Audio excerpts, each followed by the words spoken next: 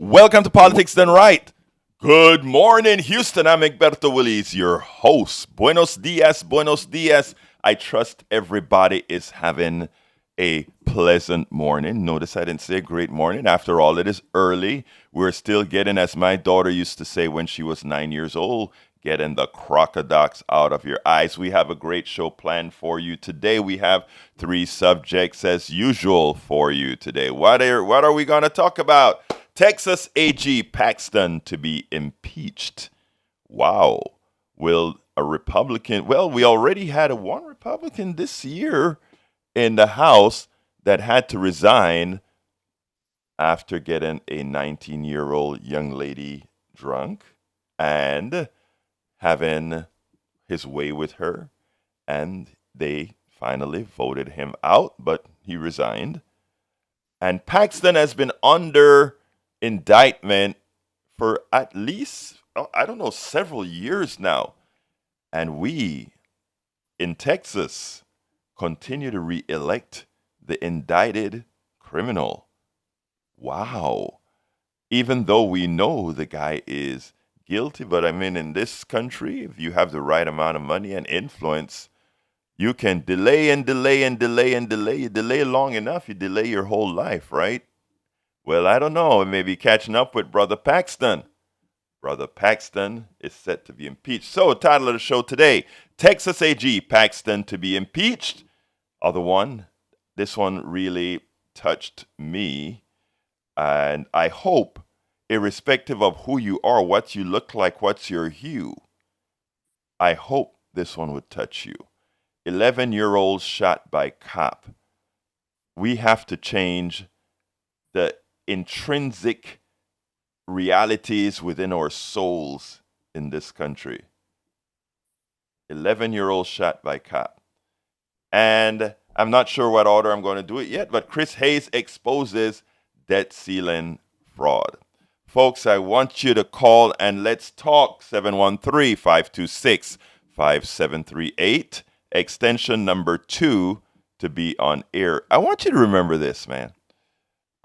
When I tell you this is your show, that's exactly what I mean. This is your show. I come prepared with subjects, but you have the opportunity to call in, tell me something substantive that you want to talk about. And as you've seen, as many have seen on our videos and listened to, we change to whatever it is that you find important. Anyway, please remember there are several ways to listen to our show. You can. I'm progressive. I believe in engaging, listening, and learning from everyone, irrespective of their political ideology. However, you will never get disrespected when you call this program. I believe in civil coexistence, and not only that, I believe everybody's voices should be heard. I think everyone needs to be heard. When everyone needs to be heard, everybody feels respected. When everybody is respected, they don't feel the need to rebel against us all. It's my opinion. Your thoughts? 713-526-5738, extension number 2 to be on air. There are several ways to listen to Politics Done Right. You can download the TuneIn program from the Apple Store or from the Play Store and search for KPFT and stream it on your phone. You can go to our website, kpft.org, and just listen to it from our website. Or you can watch the program. Yes, you can watch the program every day at facebook.com/KPFT Houston, facebook.com/KPFT Houston, and you would be watching the show. What we're doing here. Remember, my show, I do several videos every day for the show. Well, if I can get to them, depending on what you guys call. If you guys call and say, I want to talk to something else, maybe we don't get to all the videos, but we try to get to videos. You can see what we're talking about. Makes it a little bit more flavorful. Then, of course, you can listen to it on YouTube or watch it on YouTube, politicsdoneright.tv, politicsdoneright.tv. So don't forget, give us a call, 713-526-5738, extension 2 to be on air. And please go to kpft@politicsdoneright.com if you have a comment that you want me to investigate, figure out, talk about, plan to put on air. This is your show, and I want you to take it by the horns and say, this is my show, and this is what we want to talk about. That's the difference with a place like KPFT. KPFT, you own. KPFT, you support. KPFT is yours. So, in that light, before I get started, and again, we have a full program for you, but today is my last day, unless it's extended. I think it's my last day of fun driving. And I'm still giving you a program, but I ask you, make our day. Please call 713-526-5738. Hit the number 1 instead of the number 2 and contribute to the program. And what can you vow for? Again, we'd like you to contribute just because you believe in our programming, just because you believe, well, you know, I love Politics Done Right, or I love the shows at KPFT. I love I love it, and I know the importance of having it, so I want to support it. And how can you do that? 713-526-5738. Extension numero uno, number 1 this time, to support. And here are the offers, and then I'm going to get started. I promise. Don't leave me. Stay with me. I know a lot of people hear the fun drive going and say, oh, there they go again. I'm going until after the fun drive. Stay with me. We're getting good shows, getting good programs during this fun drive. So I'm asking you to do this. Call 713-526-5738, extension numero uno, number 1. And these are your options right now. They have a lot of offers, but the offers that are attached to my show as well is 1, the $40 support gives you a voting membership on the entire Pacifica Network. Okay, you also plan and decide what occurs here. You vote for delegates, etc. A $100 contribution gets you the Politics Done Right T-shirt that has our Politics Done Right insignia as well as the KPFT logo.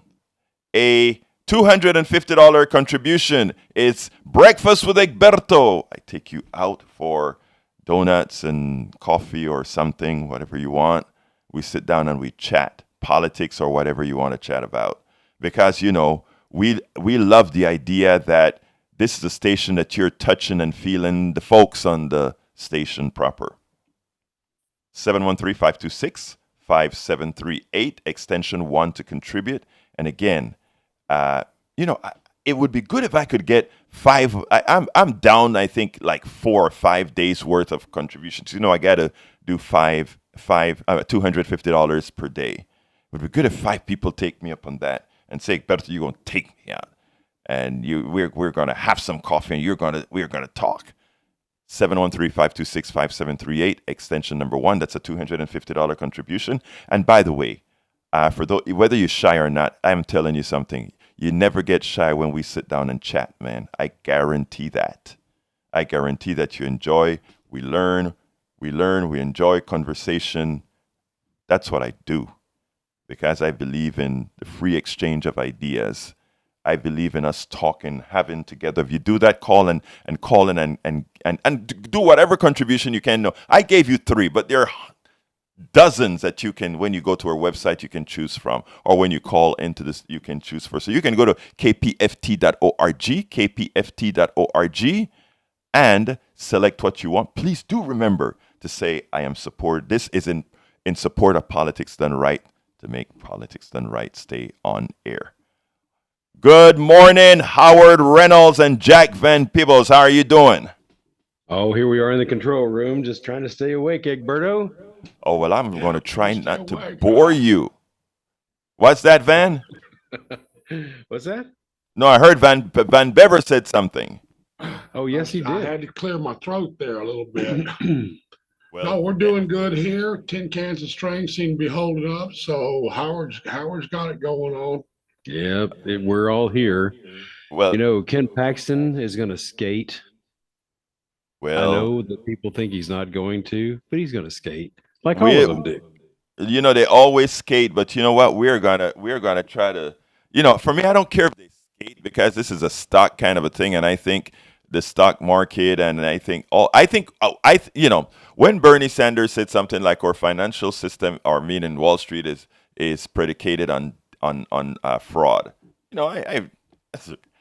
I can give some stories that I believe those things myself. I mean, if you take a look, I don't know what's the difference between a gambling casino and the stock market. I honestly don't, and they're the same.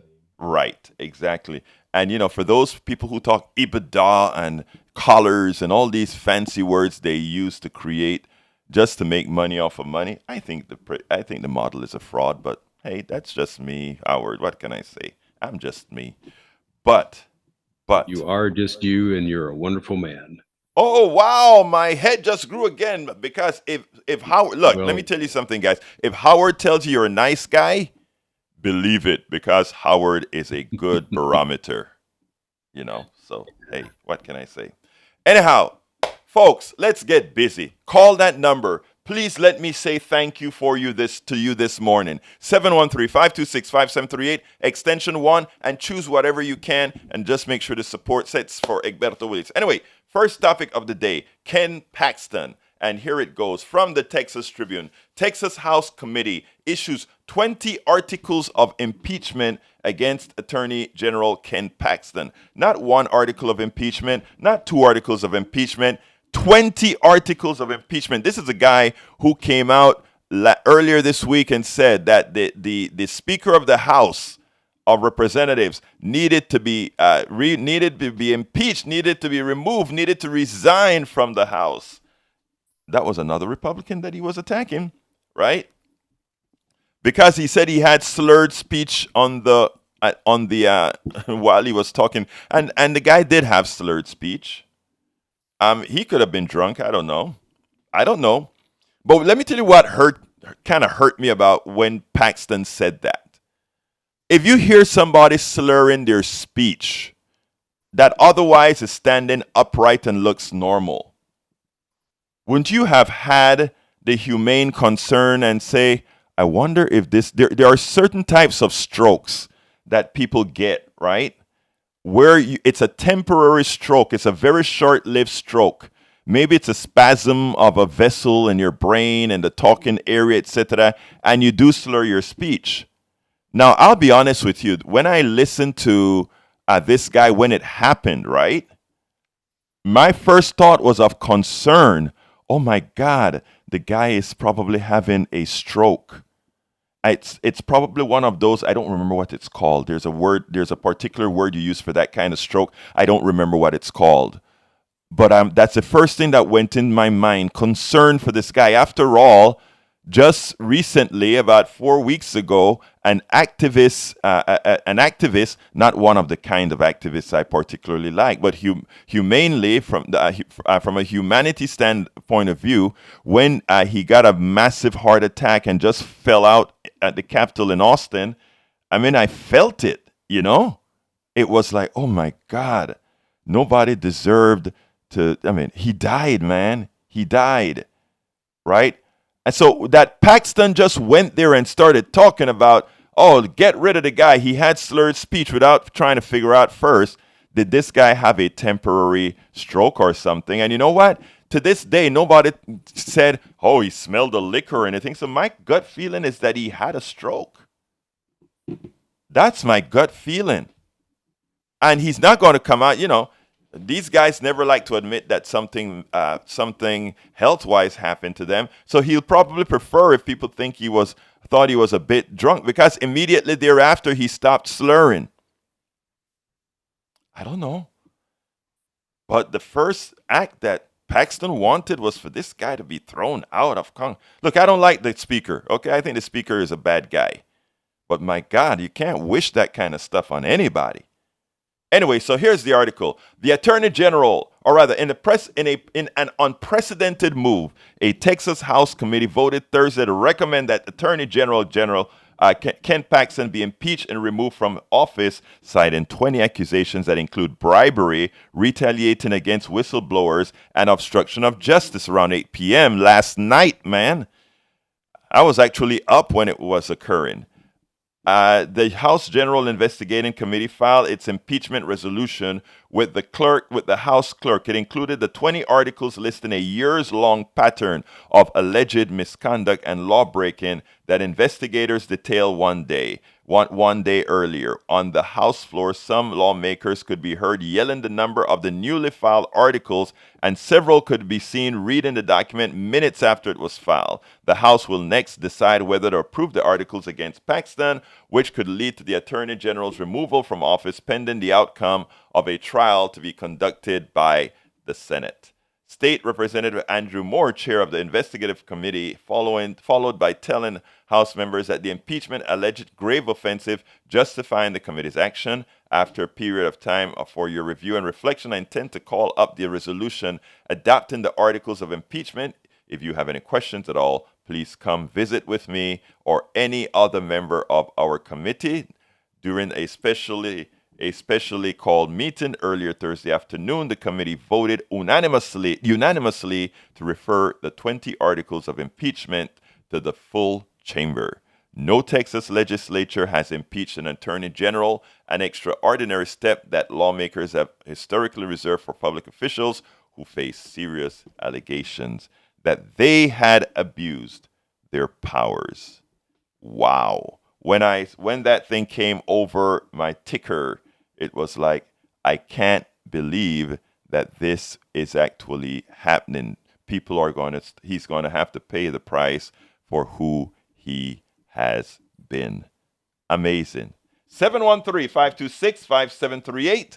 Extension number 2 to be on air. Extension number 1 to give. 713-526-5738. I would love to hear your voices this morning early on, not as soon as we end the program, or not when we're near the end of the program. So for those of you in Houston, I want to say, wake up, Houston, and let's talk.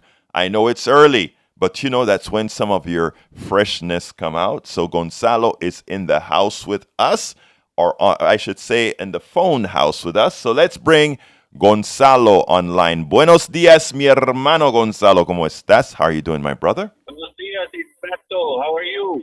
I am here, and life has just gotten better because Gonzalo is on the phone. Talk to me, sir. So my first point is related to my previous conversation with you this week. It's about age, and I'm just wondering, but I guess that Ken Paxton is over 60 or maybe 65. And again, my point is about age. Why do these people stay for so long in power? And let's just start with our president. He has been in politics my age. I'm 51 or even more. So it's time for him to go. It's time for Donald Trump to go. It's time for Ken Paxton to go. And I don't know if in the Constitution of the United States there is an age that put a limit to those people to be so influential and so powerful. But my question is, if they want to serve the public and the people, why don't they go to schools to give speech? Or why do they not do something like Al Gore or Jimmy Carter or Obama that with a foundation and do things for the betterment of people? Gonzalo, let me tell you, you just named one of my heroes, President Jimmy Carter. Jimmy Carter, many like to make fun of Jimmy Carter, etc. But of all our presidents, bar none, Jimmy Carter is the one that I have the most respect for. And the reason why is he served his time as president. Some may have liked it, some may not have.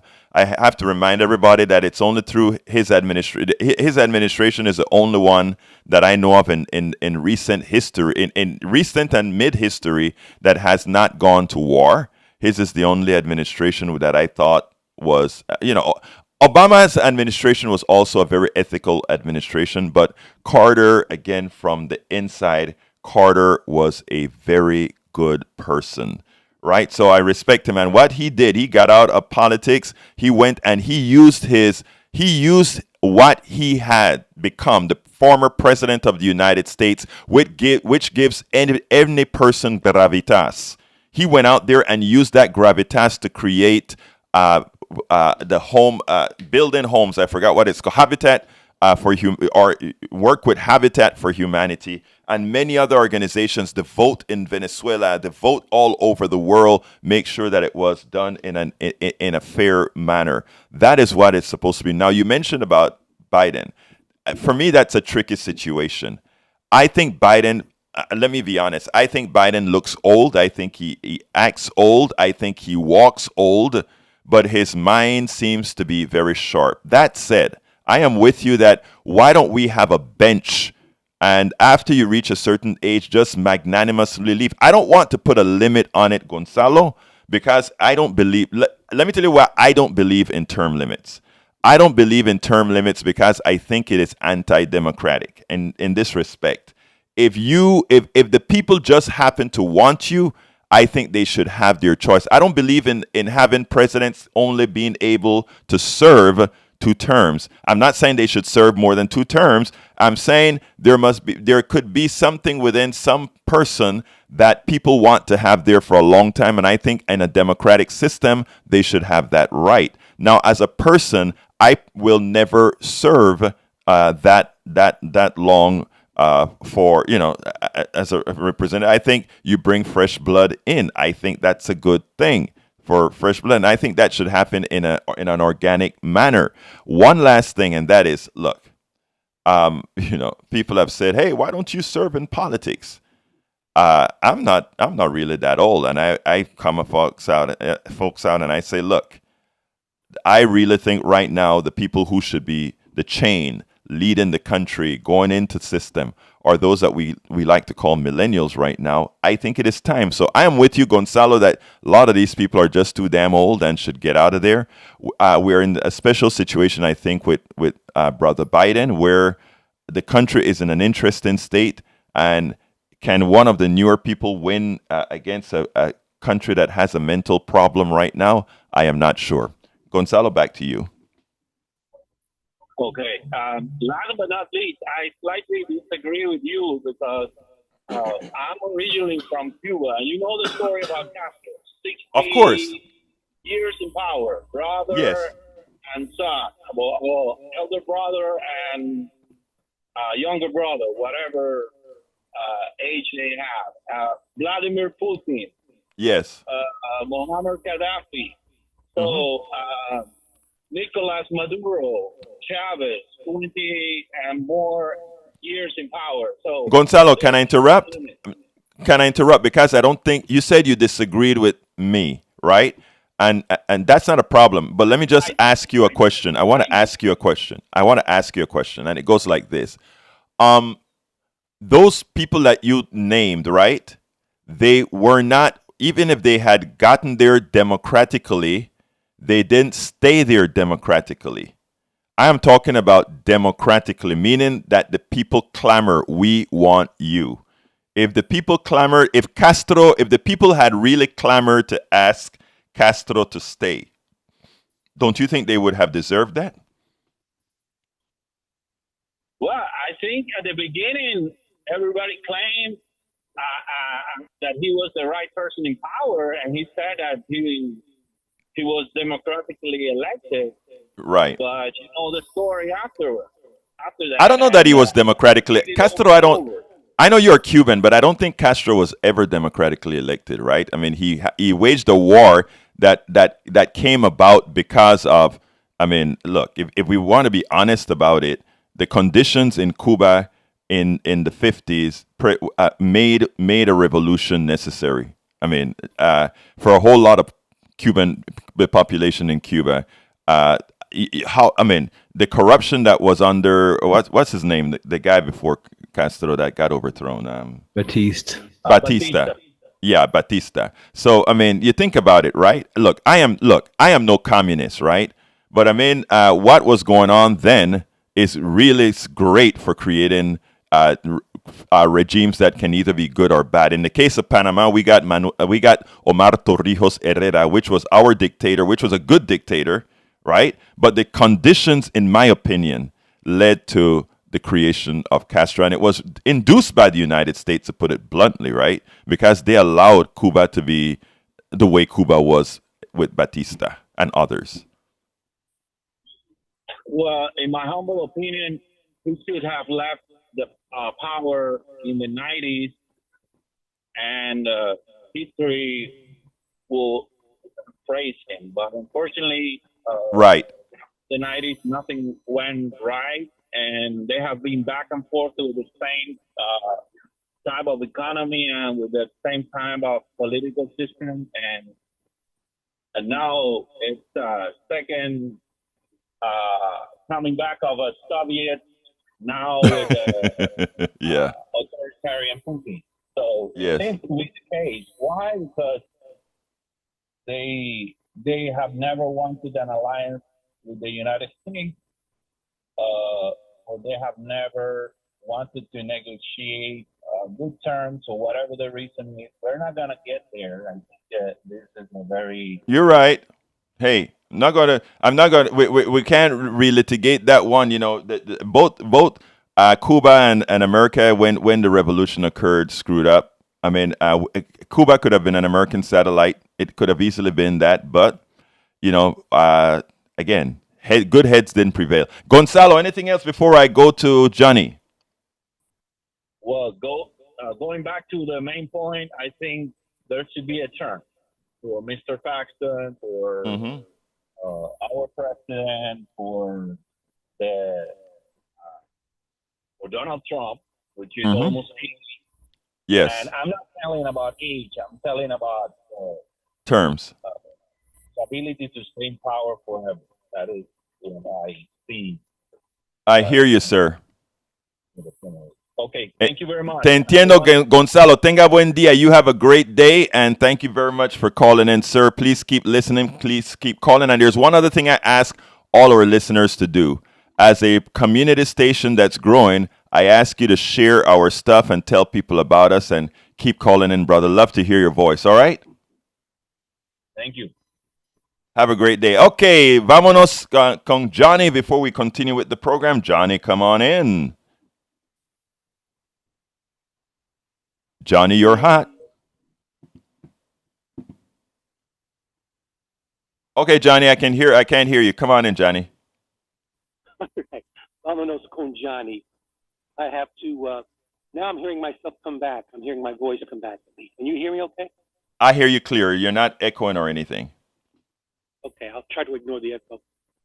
I beg to differ with you on the idea that Fidel Castro was not democratically elected. Democratically elected can mean more than just showing up at a voting poll to vote on a machine lever. Participating in democracy at its very essence is what happened when the Revolutionary War happened with this country against England. That was a vote against tyranny and wanting to say we're tired of kings and queens. We don't want to see people like Charles and Camilla dressed up in Halloween costumes. We want to govern ourselves. And that's what Fidel Castro was. He embodied that. He was educated in this country. He understood tyranny. He understood that capitalism was run amok and they were infecting the island of Cuba. And they decided to dislodge that, dislodge Batista, and those people ran for the hills, so to speak. And that's why we see so many Republicans in Florida so anti-Castro and so pro-Reagan and pro-Bush. It's because they are dying out now, and I think they have infected their children to the point where they feel so self-entitlement, some kind of, what's the word when you, not hedonism, it's, I know what you mean. Yeah.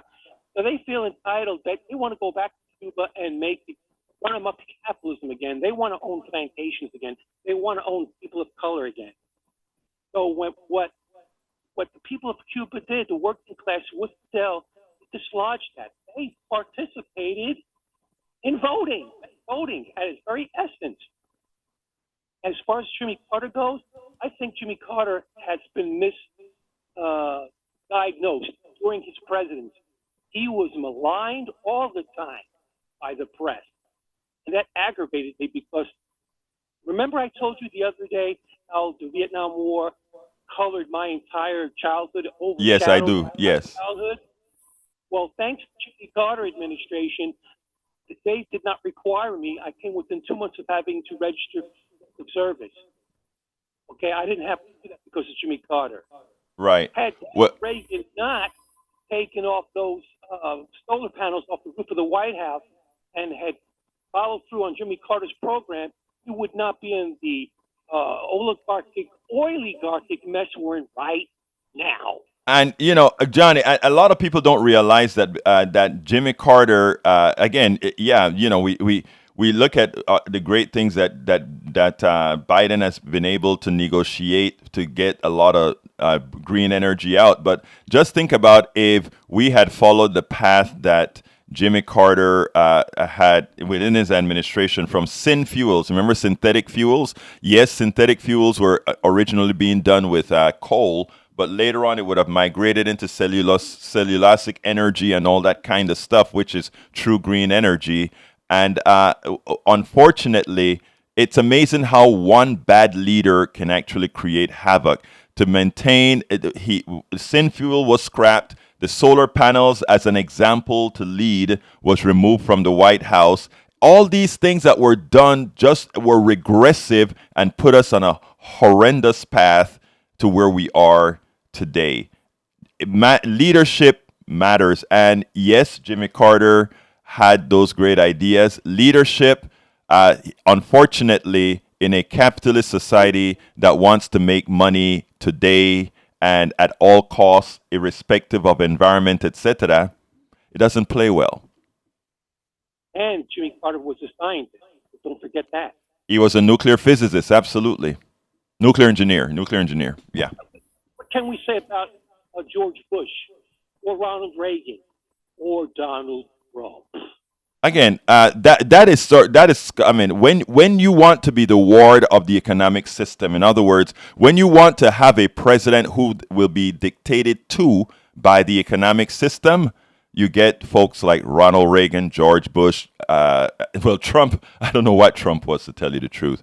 But again, Chris Hayes did a piece, and I'm going to play that piece now by Chris Hayes. It's about the debt ceiling, but it's going to tell you a little bit more. So, Johnny, give me a chance here to go play this video so that everybody can hear what we're going to do. So thank you so kindly for calling with your wise words as usual, sir. Jimmy Carter, thank you for your service and rest in peace when that time comes. God help us. Yes, absolutely. I love Jimmy Carter. Anyway, folks, please, before I go to that video, an important video with an important piece, please give us a call at 713-526-5738 and consider contributing to the station. I have to raise $250 a day. Today's my last day. I'm down like 3, 4, 5 days. I don't know. I haven't seen the recent numbers, but please give a call if you can, if you have the wherewithal. $40 for a membership in the entire Pacifica Network, which gives you the vote for delegates, etc.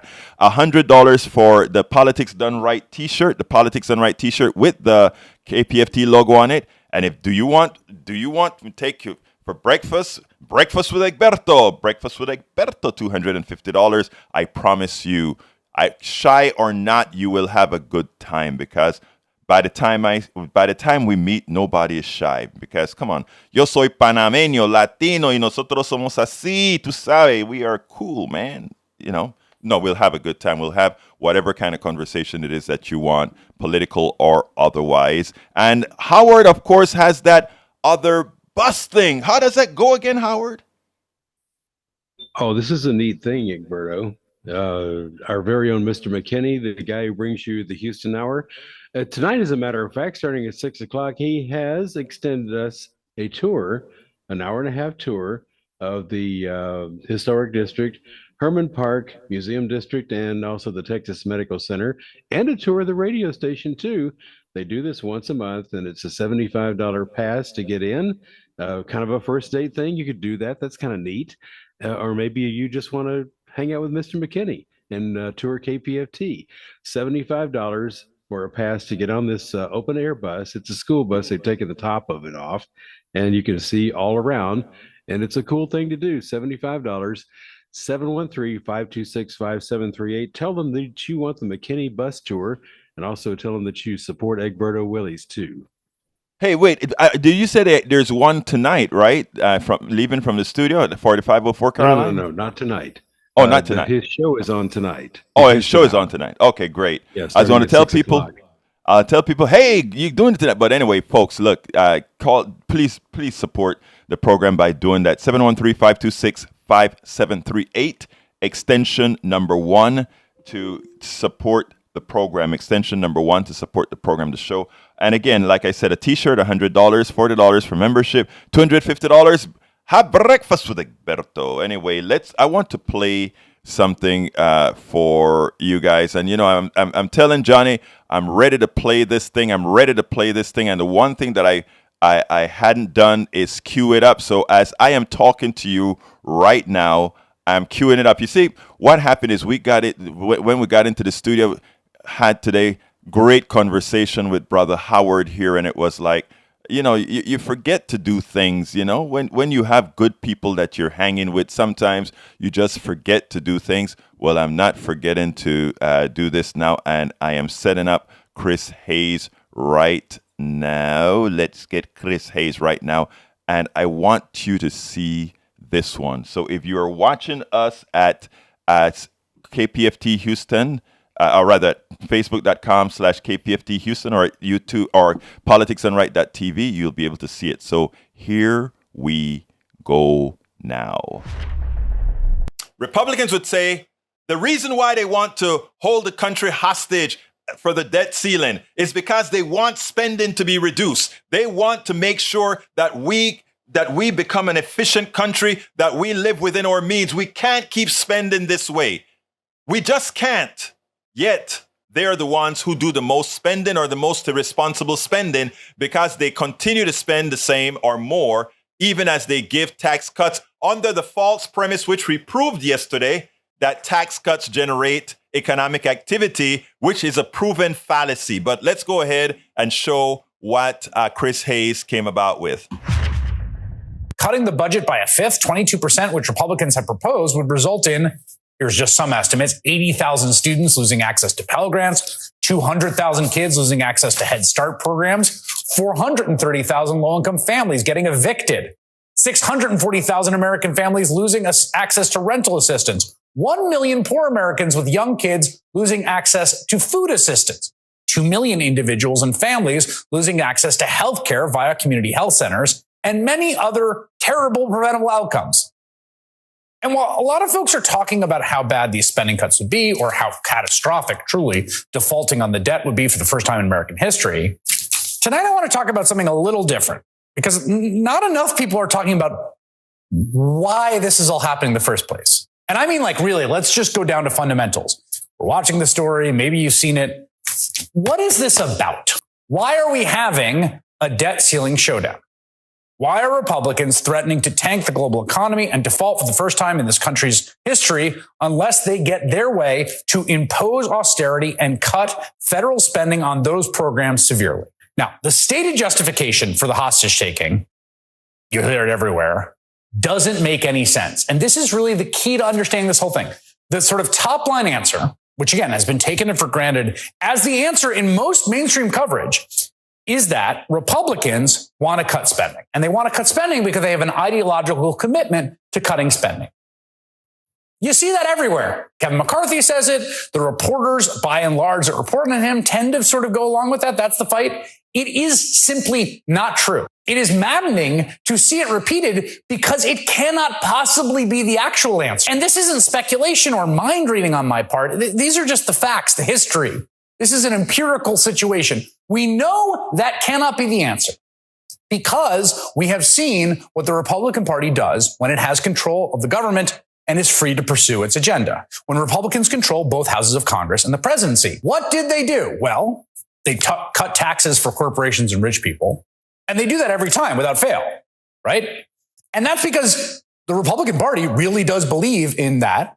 They really do believe in cutting taxes for corporations and rich people. They really do use their power to make it happen. It's the one piece of legislation they'll manage to get passed even when they're screwing up left and right. Did in George W. Bush, right? Did in John. They push deregulation. They make life harder for undocumented immigrants. They restricted illegal immigration. Sometimes they pick cultural fights. They tend to boost spending for defense. But one thing they do not do when they have unified control of the federal government is reduce spending. Again, this is just a historical fact.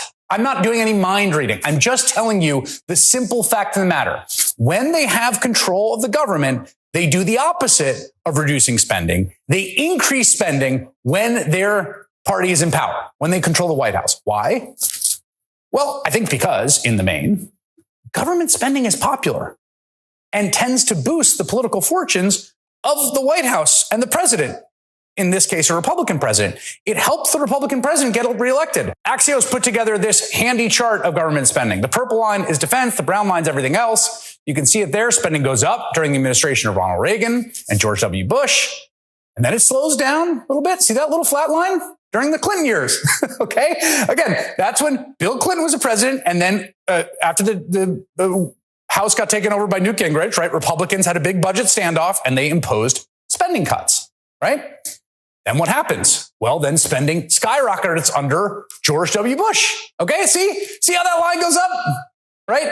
Again, George W. Bush takes office. He's got a House and Senate, right? Republicans, they forced the country into two very pointless, very expensive wars. They also ran up a lot of domestic spending.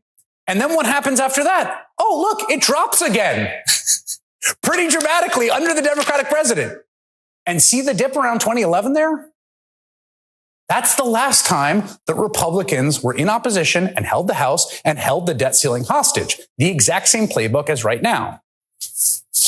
They demanded Democrats agree to painful, unpopular spending cuts, or else Republicans would crater the economy. So again, Republicans in power, spent for decades while they had the presidency, turned around and pretended to care about curbing spending once Democrats are in power. Bill Clinton, certainly Barack Obama. And again, why? What's going on? Why are they not consistent, right? The answer is very simple and straightforward. They wanted to make it harder for Barack Obama to get reelected. Here's Mitch McConnell just days after Republicans retook Congress in 2010. For the past week, some have said it was indelicate of me to suggest that our top political priority over the next 2 years should be to deny President Obama a second term. But the fact is, if our primary legislative goals are to repeal and replace the health spending bill, to end the bailouts, cut spending, and shrink the size and scope of government, the only way to do all of those things is to put someone in the White House who won't veto any of these things. But they don't want to shrink the size and scope of government. They just had control of the government under George W. Bush, and they did not shrink its scope or its size. Again, you can't take what they're saying at face value because it makes no sense. So Obama was forced to strike a deal to get the debt ceiling raised, which pushed austerity measures that appreciably slowed the recovery from the financial crisis. It made the economy worse. It created unnecessary misery for millions. Also made it worse than it should have been when he was running for a second term in 2012. You can see it right here on this chart. The top line is how much the government was projected to spend during the Obama years. The bottom line is how much the government actually spent after the Tea Party forced Democrats to cut spending. See how the bottom line, the amount the country has spent, is way lower than what originally was projected before Republicans demanded cuts? But then you'll see something else. See how it kind of bows up there, starts to go up? It looks like the bottom line starts to tick up around, drum roll please, when could it be? Ah yes, 2017. Right after Donald Trump was elected and Republicans controlled Congress. What did they do? They started spending, of course. Let's go back to the first chart for a second and look at government spending under Trump. Oh yeah, it skyrocketed. Look at the line shoot up. Non-military spending in particular went way up under Trump than Republicans. In fact, Republicans spent so much, partnered with massive tax cuts to the rich and corporations, the deficit increased nearly 40% under Trump. Again, I'm belaboring this a little bit, but I can't bear it, okay? I think at this point, everyone sort of agrees Republicans don't actually care about the federal deficit. That was the old excuse, and no one buys it anymore. Clearly they don't. You can't care about the deficit while you're also pushing massive tax cuts for the rich. Untenable. But people still haven't really come around to the even more basic idea that Republicans, they don't care about spending either, the size and scope of government. But that's what the numbers say. Again, I'm just reading you the history. So then the question becomes, this is a little bit of a mystery. Well, not really a big one. But the question is, if Republicans don't care about spending, which they don't, then why are they forcing a crisis over the debt ceiling? What's it really all about? And again, the answer is very simple. It is about asserting dominance over the Democratic president and hurting his political fortunes. I hope you guys understand that. And I hope you guys listen to what he had to say. And I hope you guys look at the charts. You don't have to take his charts at face value. You can actually see what the different administrations spend. That data is well available for anybody to find. I don't go look it up at the government agencies because again, Chris Hayes and others have already done the job. So as you can see, the real culprit, those who have continuously blown the budget, meaning they spend but they don't collect for it. When Democrats spend, at least they try to get some taxes for it. But Republicans want to give away the House and at the same time spend like a drunken sailor. And they don't want the spending for the military industrial complex or all these places touched. It's important that we see this. So for folks like Mike Cisak, who are always talking about what's going on, sometimes it just makes sense to just do the numbers. The numbers will never lie to you. The numbers are statements of fact. So therefore, again, this is a farce. The debt ceiling debate is a farce. And it is time for the president now, if he cannot get a clean debt ceiling bill to raise the debt, go ahead and invoke the 14th Amendment and let the Supreme Court decide if it will prefer to let the country falter instead of doing what's right, instead of doing what's constitutional. We know already that too often they take that unconstitutional route. One hopes that this time around they'll do the right thing. Because if they don't, there's going to be a lot of pain on a lot of Americans. But I tell you what, I hope if they fail and we get the pain on Americans, maybe it will be the time that we dethrone the plutocracy, because there are a hell of a lot more of us than there are of them. Absolutely. So, folks, please remember, call 713-526-5738. Again, that is 713-526-5738, extension number 1 to contribute to the show. $100 for the Politics and Right t-shirt. You don't have to pay that all at once. $40 to become a member of the Pacifica Network, a voting member. $250. Have breakfast with Egberto. Please do that now so I can thank you on air. 713-526-5738, extension number 1. Or go to kpft.org. I think I have Ilan on the name. Come on in, Ilan, on the phone. Come on in, Ilan. How are you doing? Hi. I'm a sustained member. I pay. Oh, I recognize your voice, Ilan. How you doing? Yes, I'm getting an echo effect, so I'll try to talk over my own echo. It's picking up in your background. Sorry about that. I think that we have to work on that. Go ahead. I entirely agree with the premise of the video. And what I want to do is amplify what you were saying about Cuba. But my major point is about the system that we have of our electoral politics and how the duopoly parties have set it up to be run entirely by money. So going about Cuba, let's do a comparison between Vietnam and Cuba. Vietnam, we intervened in a civil war and lost the war.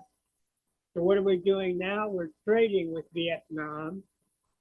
But on the other hand, Cuba, we have this illegal embargo, and that's why Cuba's economy is struggling. But Cuba has better education and better health care than Americans have. So that's enough said about Cuba. But what I wanted to say, I too am in favor of not having term limits. You know, I say we already have term limits. It's called the vote. But those who would argue that the incumbents have an advantage monetarily and everything, I would like to change the system so that it be illegal for anyone to contribute money to a candidate. I'm talking about corporations all the way down to individuals. I think that there should be a pool of money set up that the government divides equally between all the registered candidates so they all start off fairly. And if the big money is not going to have the corrupting influence that it presently has, we have in the state of Texas, we're trying to make it even harder for third party and independent candidates to get on the ballot, you know, by imposing higher monetary fees and signatures and so forth. So that harkens back to the 1970s when La Raza Unida was a threat to the Democrats.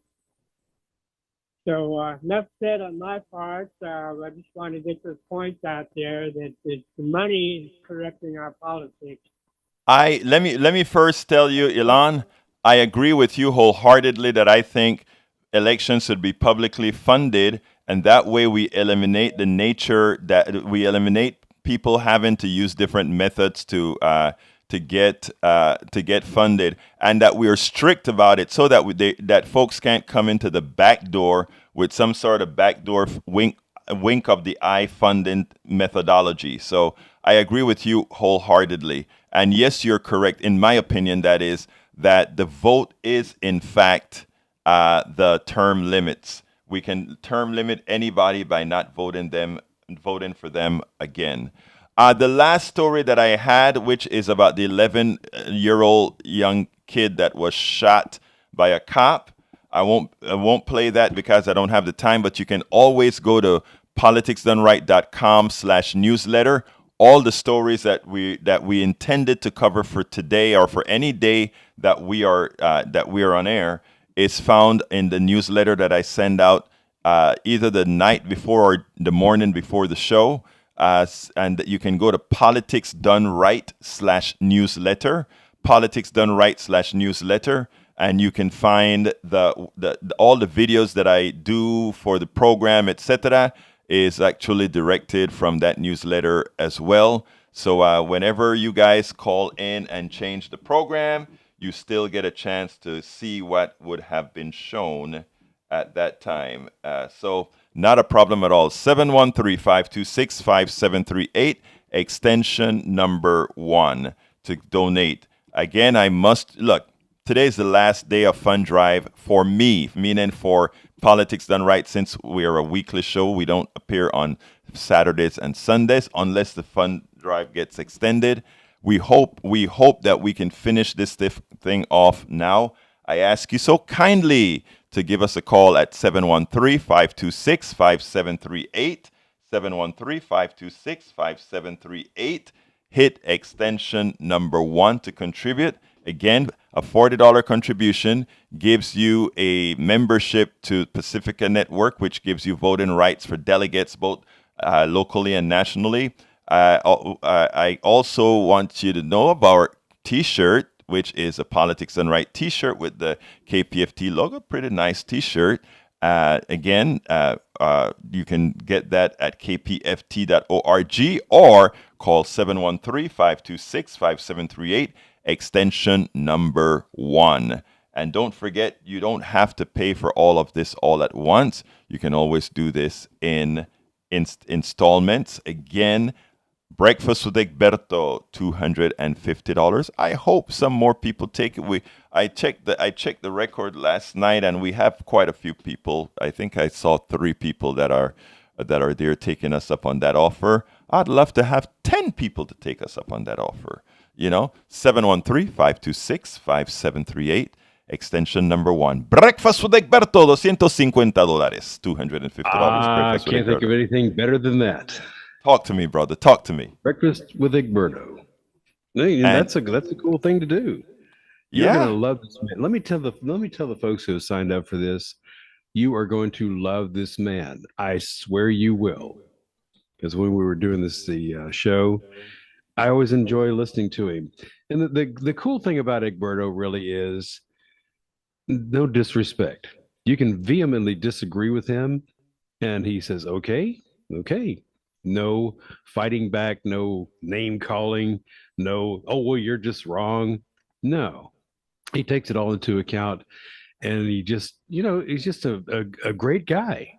And another thing he was doing, another thing that you were doing, and people probably don't know this, when we were building this studio down here, you were down here every day with the rest of us, pulling cables, making cables, saying, okay, well, what do we do now? You were really one of the driving forces behind building this studio, and we really appreciate that. Sure, you're a show host, yes, but how many show hosts came down here to do this?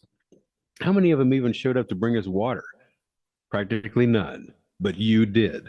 You put in the hard work on the studio, and I was down here with you putting in the hard work, and we got the studio done. The tin cans and string are holding up, and Egberto's made some great string, and I glued them all together.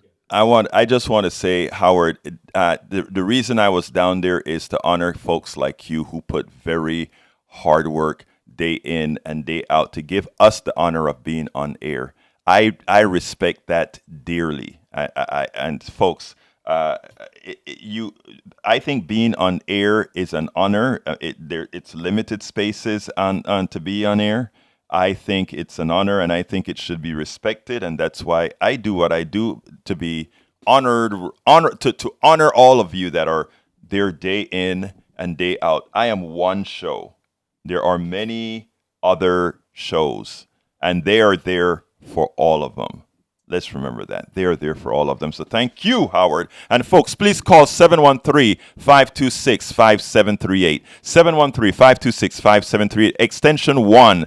$40 for membership, $100 for the KPFT Politics and Right t-shirt, $250 for Breakfast with Egberto, and kpft.org. You can also get it online. Please select Politics and Right as a choice, the program you're supporting, to make sure it's accounted to my show. Anyway, folks, got to get out of here. My name is Egberto Willies. I want to thank Howard Reynolds and Jack Van Beber. Thank you so kindly for being in that studio working. We do this stuff together. My name is Egberto. This is Politics and Right. You know how I end this, baby. I am what?